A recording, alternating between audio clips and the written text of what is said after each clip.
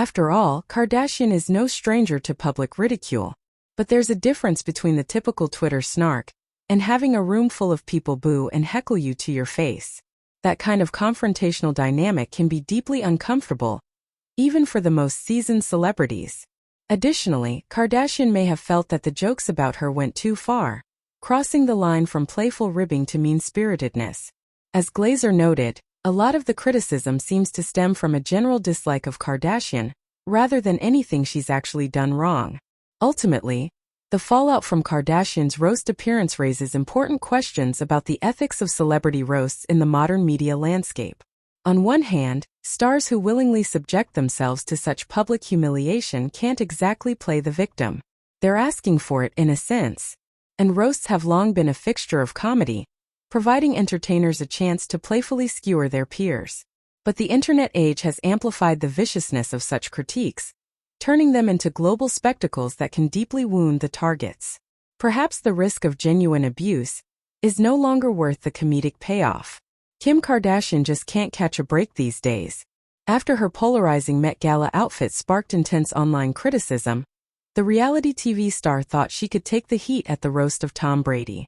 But as it turns out, the jokes and boos from the live audience were too much for her to handle. According to reports, Kardashian was visibly bothered by the negative reception she received when she took the stage to roast the legendary quarterback. In fact, she went so far as to describe the experience as abuse in a private message to fellow roaster Nikki Glazer. But was Kardashian justified in her assessment? Or are celebrities who willingly subject themselves to public ridicule simply asking for it? Let's take a closer look at the fallout from Kardashian's appearance at the Netflix comedy special. By all accounts, Kim Kardashian was the primary target of the roast's harshest jabs. Comedian Nikki Glazer revealed that Kardashian reached out to her after the taping saying, "Ah, thanks, and you killed it. I don't know how you do this. It's abuse LOL." While Glazer didn't think Kardashian was too fazed by the negative response, other insiders claim the scheme's founder was annoyed, especially after the brutal critiques of her Met Gala look. And the booing was apparently even worse in person than it appeared on the Netflix broadcast. Cinema Blend's Jeff McCobb, who attended the taping, said the crowd's negative reaction to Kardashian was crazier live. So was this tough love or genuine abuse? Let's unpack Kardashian's perspective a bit further. It's understandable why Kardashian would feel attacked, both by the jokes and the audience's response.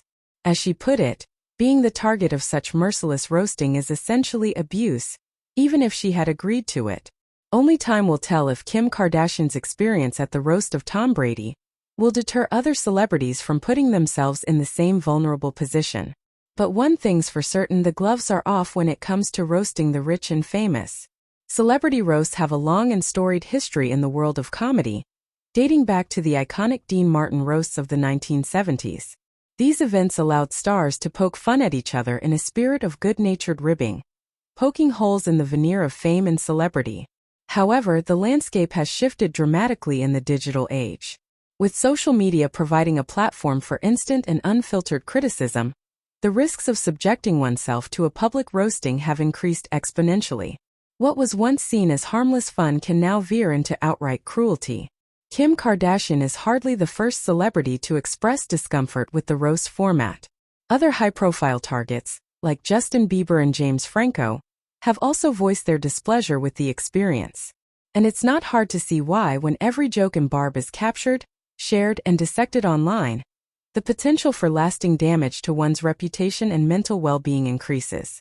This raises serious questions about the ethics of celebrity roasts in the current cultural climate. In an age where cancel culture looms large, is subjecting stars to such pointed and public ridicule still defensible?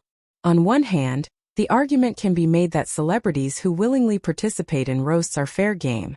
They're essentially volunteering to be the butt of the joke, and should expect a certain level of mockery and humiliation as a result. But as Kim Kardashian's experience illustrates, the lines between harmless ribbing and genuine emotional abuse can become blurred. When the jokes veer into mean-spiritedness and the audience response becomes overwhelmingly hostile, it's understandable why a celebrity might feel traumatized. So where do we go from here? Will the fallout from Kim Kardashian's roast experience lead to a reckoning within the comedy community about the appropriate boundaries for such events? It's possible that the risks of reputational damage and psychological harm will outweigh the entertainment value for many stars, leading them to avoid roasts altogether. This could in turn force comedians and producers to rethink the format, finding ways to preserve the spirit of the roast while minimizing the potential for abuse. Alternatively, the roast may endure as a time-honored tradition, with celebrities simply accepting the inherent risks as the price of fame. But the backlash against Kardashian's experience suggests that the public may be growing less tolerant of such blatant cruelty, even toward those who ask for it. Ultimately, the future of the celebrity roast may hinge on the industry's ability to strike a delicate balance, preserving the comedy while respecting the humanity of the targets. It's a challenge that will only become more pressing as the culture of public shaming continues to evolve.